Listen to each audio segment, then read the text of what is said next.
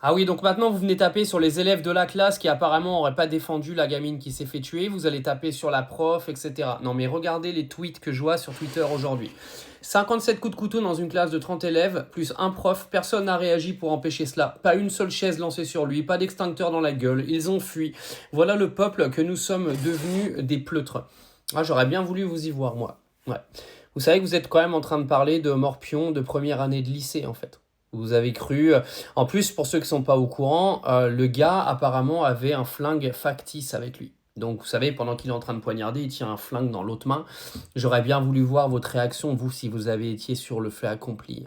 En fait, vous avez vraiment aucune décence et aucun respect. Vous avez une gamine qui est morte. Vous avez sûrement des élèves de la classe qui vont être traumatisés à vie. Une prof qui va être traumatisée à vie. Et vous, la seule chose que vous venez faire, c'est venir dire, regardez cette génération de faibles, il n'y en a pas un qui lui a pété la gueule, il n'y en a pas un qui lui a sauté dessus, etc. etc. Vous n'avez pas trouvé mieux à faire? Vous étiez là pour savoir vraiment ce qui s'est passé, les conditions dans lesquelles ça s'est passé, la situation, comment elle était faite en fait. C'est quand même hallucinant, vous avez vraiment aucun respect. Mais vous avez aucun respect. Imaginez, vous avez votre môme de 15 ans qui était dans la classe, il rentre chez vous, il est traumatisé. Et il va sur les réseaux et on lui dit ouais bah à cause de toi elle est morte parce que tu ne l'as pas sauvée en fait.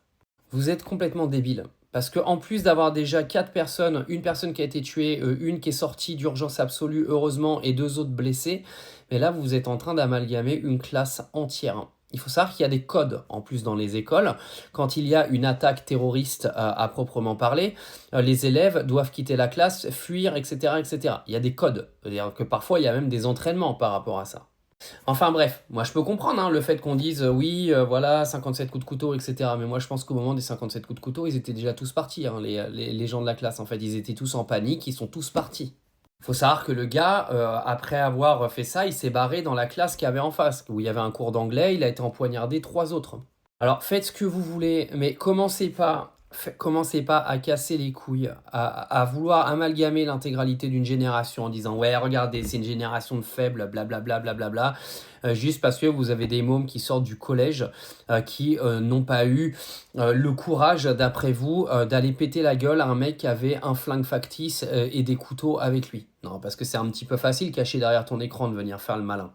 Ouais, parce que c'est un petit peu comme tous les vats en guerre hein, qui veulent tous aller en guerre avec la Russie et qui sont tous cachés derrière leur PC, mais c'est en mode allez-y, moi j'irai jamais parce que je suis une baltringue à vie, quoi. Après, vous faites ce que vous voulez, mais venez pas en fait à victimiser, culpabiliser des enfants de 15 ans là sur les réseaux qui sont déjà traumatisés parce que franchement, le karma va s'occuper de vous, vous allez rien comprendre.